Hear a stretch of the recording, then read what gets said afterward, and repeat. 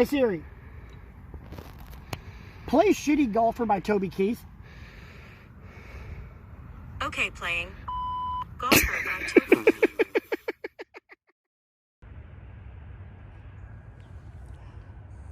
We're back. Welcome to Golfing with Egos, Volume 2, Part 2. I like that even better. I'm Patrick, Brian, RJ, Logan, about to get some more work in. And yes, in case you can't tell, it is October 3rd. We're freezing our butts off here at Highland Hills in Cleveland. But we had to do this today because there's a certain football game tonight. Let's get these two jabronis out of the frame for just a second. Hi, buddy. How you doing, asshole? I'll be better a little bit later tonight after we beat you. After you drink yourself stupid from the ass whooping you guys are going to get tonight? I don't know about all that. So, just to let you know, just for today only, I hate you. I agree. So you hate me? I do. All right, cool. All right, let's rock and roll. And most importantly, War Eagle. Go ahead and get yours in. Go Dogs. Stick 'em. So, Logan, just make sure you're aware that today is pretty much going to be a whole lot of me and your dad busting each other's balls over Yeah. over this game. You do realize that, right? Yes, I've been preparing for this. No, you're not prepared. You're not prepared. Brian has been dealing with us for years. Isn't that right, Brian? That is correct. And he's still not prepared. So I hate to say this to you, but you're screwed today, bud. Okay.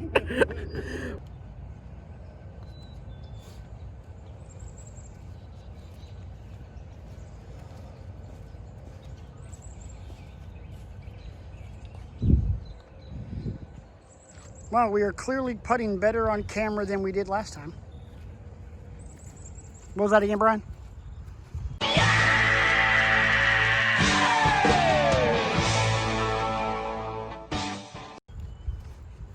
So B, what hole are we on? 5? Cinco. So we're on 5. So how'd that tee shot of yours look? Tee shot looked pretty dead sexy for once. So did mine. And then there's RJ right there, who just hit his. And Logan right there, who hit his. Which leads me to believe that, Brian, would you agree? We're better than them? And they know it? For the next 5 minutes, anyway. Yeah, for the next 5 minutes. Let's watch Logan's.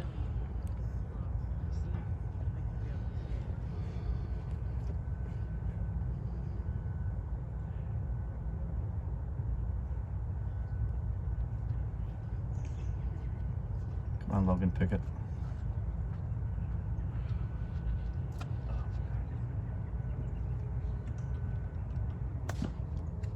There you go. All right, so I was trying to get RJ to switch places with Logan so he could be a little bit closer in frame, but then we realized that my golf bag is right there and there's Auburn stuff right there. So, yeah, not going to happen. So let's go ahead and get started with the show while we're waiting on these gentlemen behind us to play, because they literally hit the green in 1 when we all hit the green in 35. 35, yeah. So, hey, RJ, What's up? how about some G1 action? G1? Piss off. G1? I mean, the logo y'all ripped off from Green Bay.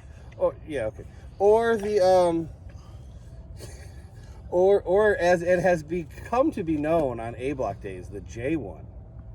Because that is what Jay White is calling it. And so far it has been.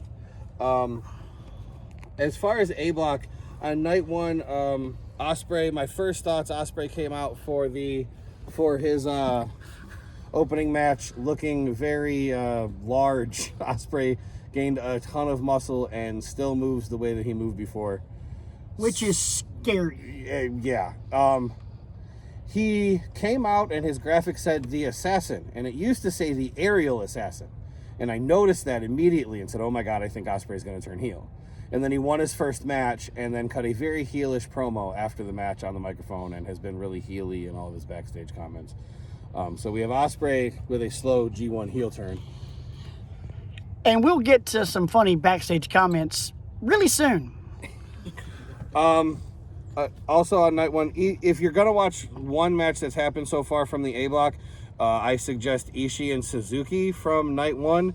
I'm not really a Tomohiro Ishii fan, but I am a huge Minoru Suzuki fan, and those two guys beat the crap out of each other. I can only imagine. Oh, God, Beat yeah. the crap out of each other. It was a phenomenal match. But you're more of a Hiroki Goto guy, right? Yeah.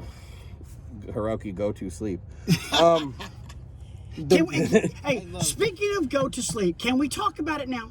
Can we talk about the one match that I really enjoyed from G1 that led to some of the most funny backstage comments I've ever heard in my life? Do tell. And that would be Kenta and the Juice Man himself, Juice Robinson, who was getting a whole lot of push during G1. So, RJ, tell us about the match, and then tell us about Juice's post-match comments. So on night 2 of B Block, Juice Robinson faced Kenta, and Kenta laid in some pretty hard kicks in that match.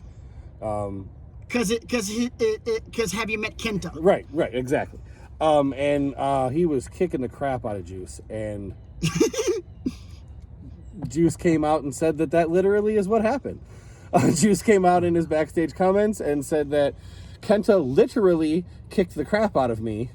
He said that he sharded, and then proceeded to explain to the Japanese media what a shart is, and said that it had literally happened to him. Poopsie daisy. And every time I watch it, Poopsie daisy, y'all. It's funny every time I hear it. Do you know what a shart is, Hashizume? You know what a shart is? And when you think it's a fart, it's a little bit more. Yeah, I sharted. Poopsie daisy. The best B Block match and the best As match funny of as the G1. crap can be, actually. Yeah. Which can be pretty funny. Oh my God. You're an elementary school teacher, you know. Well, you know, I stay far afield from that as I possibly Brian's can. more refined than just your typical elementary teacher. You know, true, he yeah. does have a very large dictionary. God, he hates when I do G1. that. Okay, let's keep going. The best match of the whole G1 and the best match of B Block happened in the main event that night. It was Naito and ZSJ, Zack Sabre Jr., there are 5 deer on the fairway. Oh, wow. And I, Oh, dear. That's amazing right there. Oh my gosh. 4 in the other Make one. sure you guys like, share, and subscribe to Wrestling Yeah. with Egos on YouTube. don't know if you could see him or not. I tried. Yeah, oh my gosh, there's even more coming. There's like 6 over here now. Yeah. my gosh. Anyway, Wait, we've been hitting it. So We might actually Naito, peg one. Naito and ZSJ were phenomenal. Oh, there's one running. Run, little deer. I was running. And I run. I've really come around on ZSJ and his style. His matches have all been very entertaining. Oh my God, they just keep coming. Anyway, We're going to need to wrap soon. yeah. So let me get into. I've watched. So there are more events on NJPW World that I have watched, or that are up in English commentary that I haven't watched yet. I am through 3 events each. I am through 3 A block events and 3 B block events. So the most points anybody can have right now is 6 points if you go 3-0. I'm going to give you quick point total rundowns of the G1, and then we'll cut this. So we had to cut that because the fine gentleman that we're playing through let us know, hey, heads up, we're about to go. So RJ, Which is a much nicer way of doing it than what happened to us last time we were here. That's true. Much nicer. Anyway, so in the A block, we have Tai Chi at 3-0, and he has 6 points. And Jay White, the J1. Jay White is also at 3-0 at 6 points. At 4 points, we have Kota Ibushi, Will Ospreay, and Suzuki. At 2 points, we have Kazuchika Okada at 2 points, going 1-2 through the first 3 events. which is shocking. Jeff Cobb and Shingo Takagi, and then Yujiro and Tomohiro Ishii both have 0, which that's crazy. Ishii having 0. In the B block, we have the double champion Tetsuya Naito is 3-0 and has 6 points. All matches have been main events. All matches have been over 20 minutes. All matches have been amazing. So none of them have been Buff and Luger. For 16 and a half minutes. No, none of them have been that. No. Okay. Wanted to apologize to you again for that. However, Toru Yano has 6 points and is 3-0, so that's kind of equal to that a little bit. Yeah, Yano is 3-0 and is tied with Tetsuya Naito at the top of B block at 6 points. At 4, we have 2 guys, Juice and the guy who kicked the shit out of Juice, Kenta. At 2 points, we have Hiroki go to sleep. Yoshihashi, Zack Sabre Jr., Evil, and Hiroshi Tanahashi has 2 points. And Sonata has 0. What? Have there been any surprises so far that you think, from what you've seen so far, like you can't believe that it's I'm surprised falling a certain way? I'm surprised Taichi and Yano are both 3-0. Taichi going over his faction leader Suzuki was a huge surprise. That's only ever happened. It's the 3rd time it ever happened now. So that was crazy. Yano having 6 is just crazy. Juice is getting a huge push at 4 points. The way that he's gotten his 4 points, barely losing the match that he lost. And they mentioned on commentary for the 3rd event, he faced Tanahashi, and they mentioned, do you think it would be an upset if Juice Robinson beat Hiroshi Tanahashi? And live on commentary, they said no, they didn't think it would be an upset, and that's a big deal. Yeah, because Tanahashi's kind of like Cena. Right. So Jay White and Tetsuya Naito are the ones that are dominating the blocks right now. A hole away from the. Talk about a members bounce. Yeah.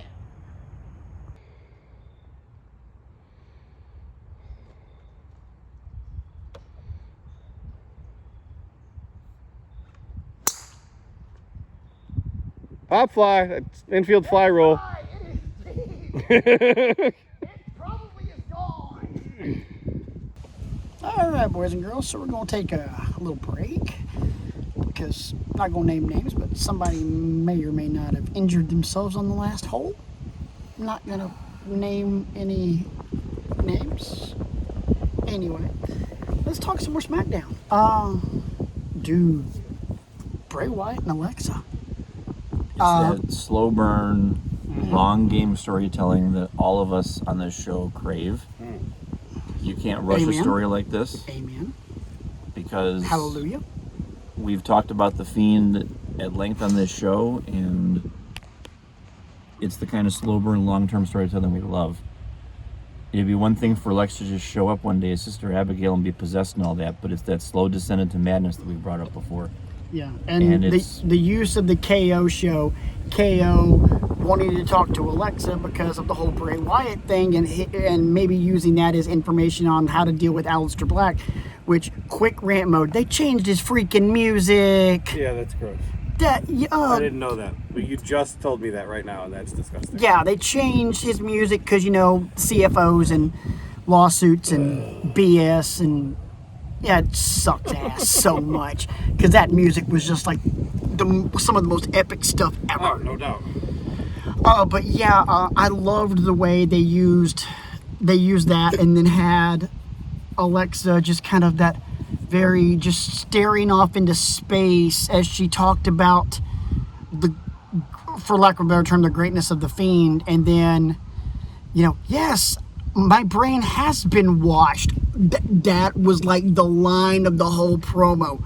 My brain has been washed. It's been cleansed of all the lies. And then the facial expression just changed and let him in. Lights go out, mandible claw, boom goes the dynamite. Gotta love it. Arm's getting tired. It's phenomenal stuff. I obviously, as everybody knows, I don't really watch SmackDown, but I do check out clips that intrigue me, and I've been plugged into Alexa since she did Bray's finisher to Nikki. Yeah. I was like, oh, this is going to be really cool, and that I always make sure to catch the clip of what they're doing every week. I haven't seen what happened last night yet. But. Right. It's been solid stuff, Brian. And it's been going on for the better part of 5 or 6 months now. This hasn't just been they woke up one morning and said, okay, let's make Alexa possessed by the Fiend. Yeah, this has been the slow burn since Extreme Rules. I would also like to give WWE a little bit of props, which I don't normally do. They do a really shitty job of listening to their fan base. But when everybody thought Alexa was going to end up being Sister Abigail, WWE clearly did not have plans for that. they made that kind of obvious.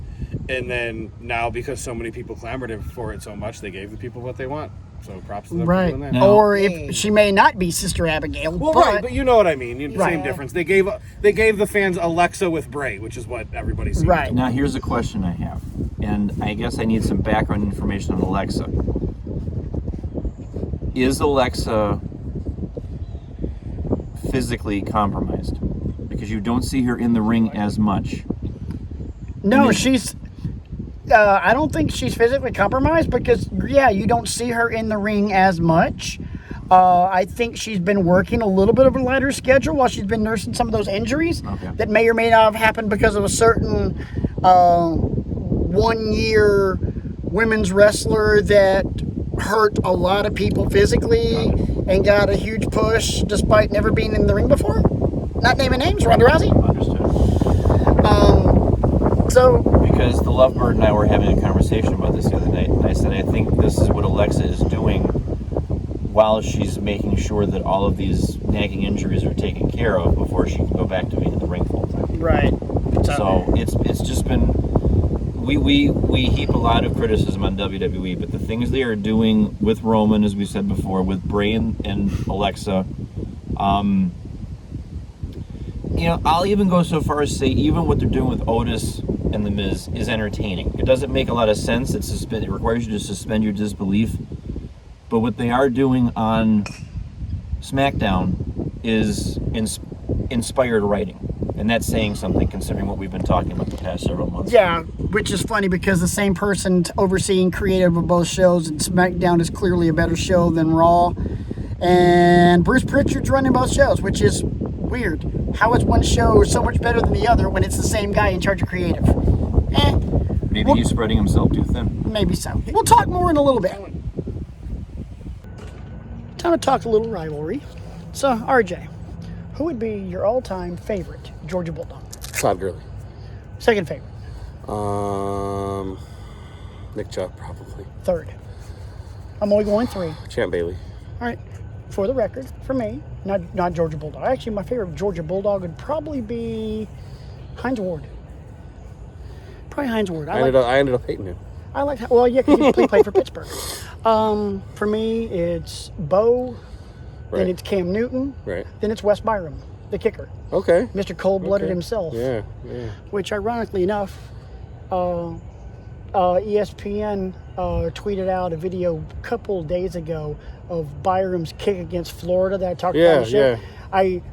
I commented on that, and I was like, this is why I loved Wes Byram. He was one of my favorites because that dude was cold-blooded.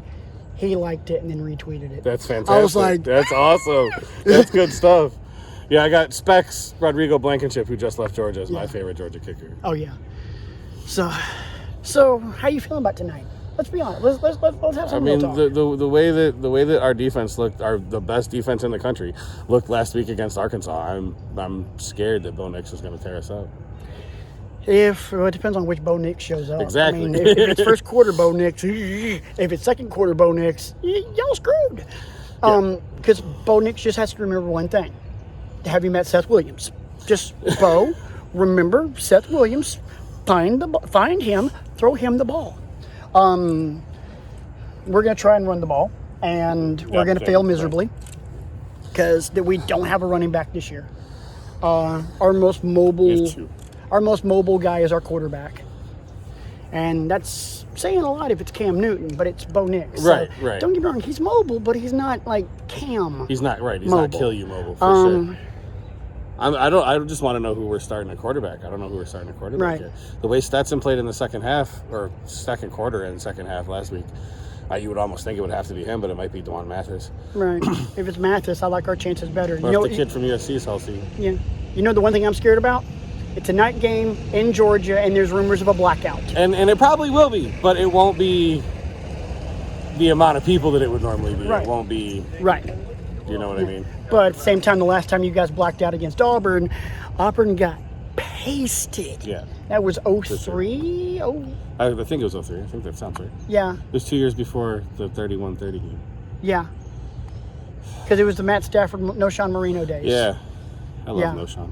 Yeah. He's Marino underrated as a was college running awesome. back. And those original black Georgia jerseys, just gorgeous. So, Definitely. prediction, final score. Um, Hey, speak with your head and your heart. You get to do 2 predictions. okay, well, the heart prediction is 49-3 Georgia. That ain't gonna happen. Little did he know that this simple, seemingly innocuous act would result in his imminent death. The head prediction, I'll say 24-23 Georgia. Heart, I'm gonna say 31-24 Auburn. Head, I'm gonna say 31-28 Auburn. I think Auburn's gonna put points up because I think, second half, Bo realized, Seth Williams. Yeah. Hi, Yeah. Seth Williams. If the Georgia defense shows up, though, it could be a long night for him. 'Cause Right. Your offensive line gets him killed sometimes. Yes, very much so. But at the same time, our defensive line kills people. Right, So, right. it'll And be- so does ours. Yeah. It's going to be a good game either way. Very fun. So. Stressful.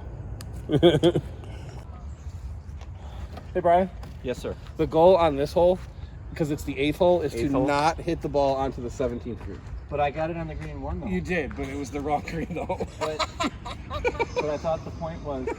No, the point is to get it to the 8th hole, not the 17th. Oh, I'm sorry, Logan Eisenman, course designer. I mean, I got middle school or high schoolers giving me grief now. So that's all right, it's fine. It's Yeah. fine. You boy can take it. It's He fine. almost called you a middle schooler.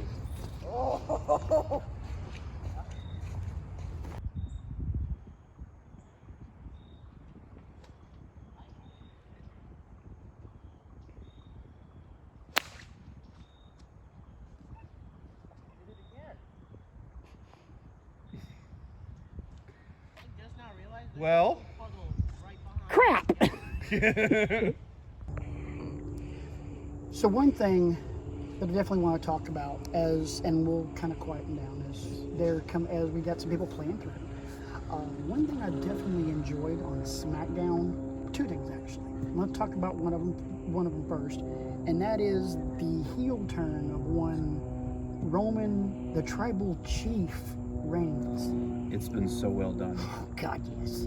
For as much justified criticism that we've heaped on Roman and heaped on the office and heaped on the writers for forcing him down our throats. You're welcome. What they're doing now with him as a heel is excellent. And the reason is moderation, because Roman is not talking very much, and when he is talking, it's pointed, it's to the bone, and then he just goes ahead and takes care of his business in the ring. And Paul Heyman is doing something very interesting too right now. He's either playing like he's in awe of Roman Reigns, Or he's scared of him, and what lengths he might take this to, and that's why I think it's fantastic. I agree, and I love Roman's delivery through all of this because it hasn't been Nice shot. animated. It hasn't been animated. It hasn't been I'm gonna make it rain or any of that stuff, any of the Shield stuff. I'm just here for business. Yeah, he's very businesslike. He's very cold. And it's been You're You welcome. do the Have same. a good round. it's been very fun to watch because we've been clamoring for this for what, guys, years? Years, oh God. Yeah, forever. So, I mean, the fact that we're getting a Roman heel turn and it's turning out this way, I mean, for the love of God, it's amazing. Yeah. Tee shot it in 3, 2. Ladies and gentlemen, it's time to play everybody's favorite game. The sun shines on a dog's butt every once in a while. I will break you. Starring our friend, Brian Kriego. Currently, we are parallel to my ball.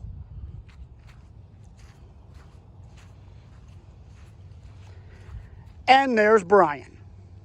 Ladies and gentlemen, this concludes this episode of The Sun Shines on a Dog's Butt every once in a while. Concerned about this. Here's part 3 of Sun Shines on a Dog's Butt every once in a while. Burying the lead. There's RJ. Did we ever mention that RJ is a jackhole?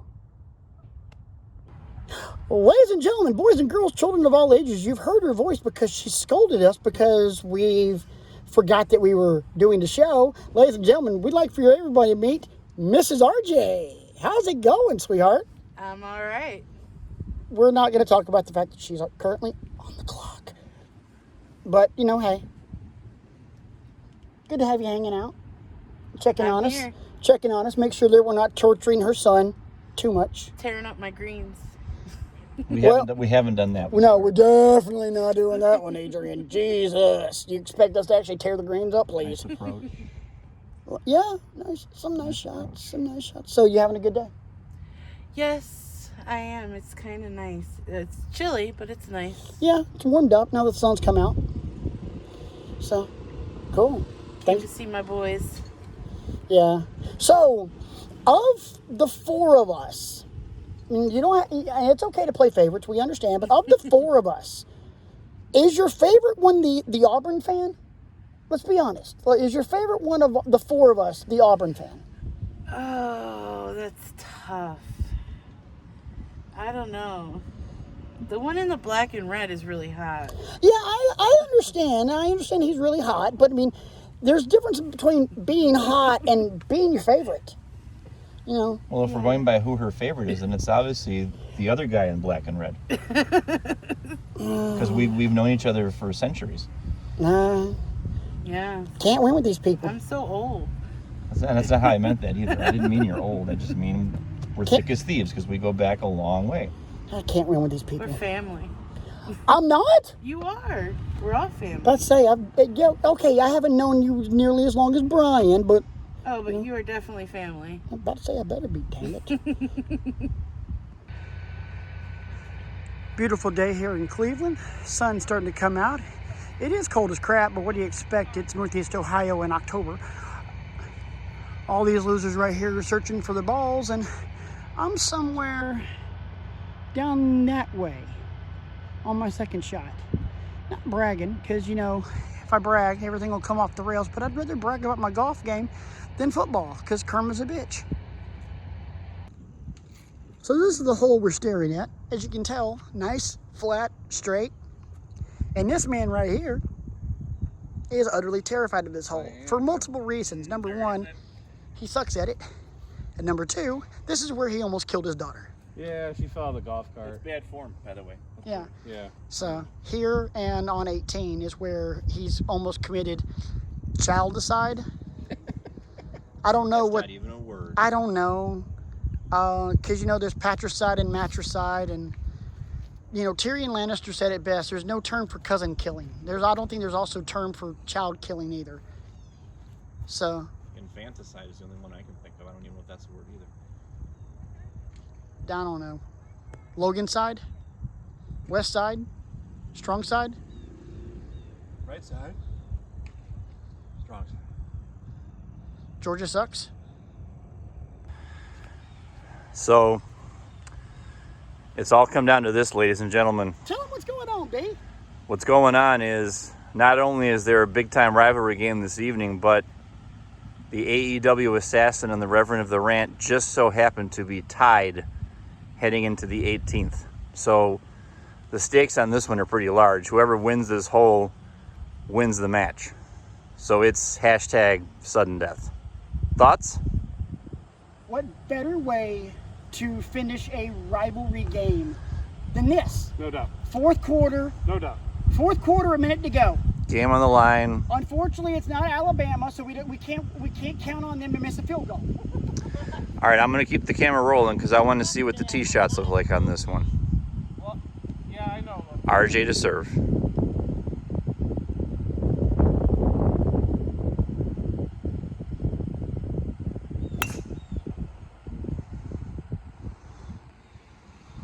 It's off in the ether somewhere. Yeah, Take my word for it. it's left of the fairway. It's left of the fairway, but it's like 220. Yeah. And now a hush falls over the crowd as Patrick Swafford takes his place in the tee box. So Logan just said that he's used to hearing that sound from my driver and then hearing me swear for 5 minutes. Oh, well, this time not so much. You can cut the tension with a knife.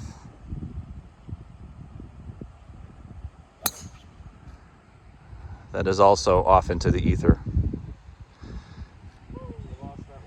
Fairway. the intellectual savior of the wrestling masses is going to stop recording so they can't document his pathetic tee shot. Hey, look at RJ hitting his second shot from way over there. And I'm right here on the fairway. Friggin' loser. All right, so Logan's going to take his putt before Patrick. So this is Logan's.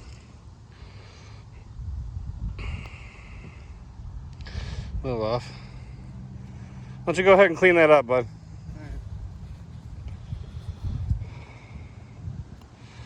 And Patrick is over there. This is his 6th shot on 18. I am in the hole at 6. So this is to have the whole match. There's virtually no chance I'll make this. I held in from off the green earlier. Oh, it's got some break to it.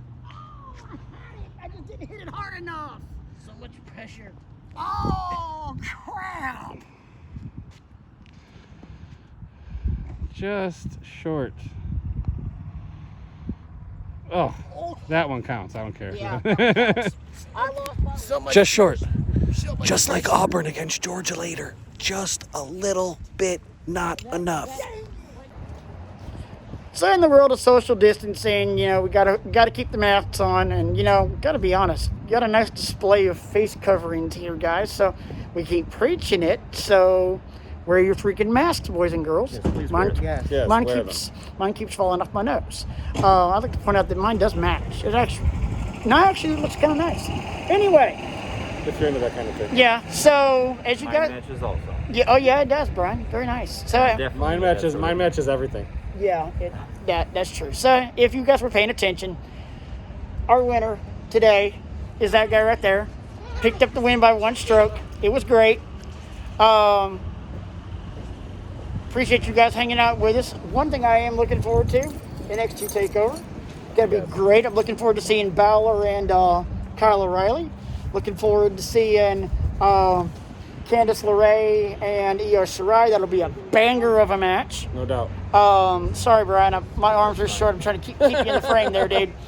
I have short arms. I'm sorry. Big head, little arms. Yeah, exactly. I'm a T-Rex. Johnny Gargano and Damian Priest.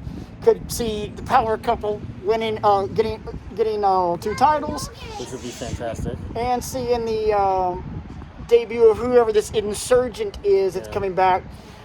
My prediction, either Bo Dallas, Ember Moon, or Samoa Joe. Be interesting to... Blessed be the power game. So, before we get out of here, any final thoughts from you, Brian? My hope for O'Reilly versus Balor is that it's a banger of a match, but Kyle O'Reilly cannot win. I'm sorry. Balor needs to retain. Any thoughts from you, Logan? Not really. Any thoughts from you, RJ? We don't care. Go.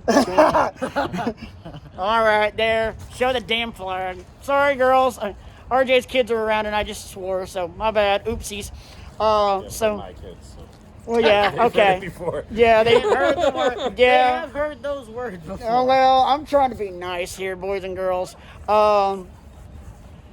Guys, it's been fun. Thank you guys for hanging out with us on another episode of Golfing with Egos. Yes, sir. For the rest of these clowns, I'm Patrick, RJ, Logan, Brian, the disembodied voice of...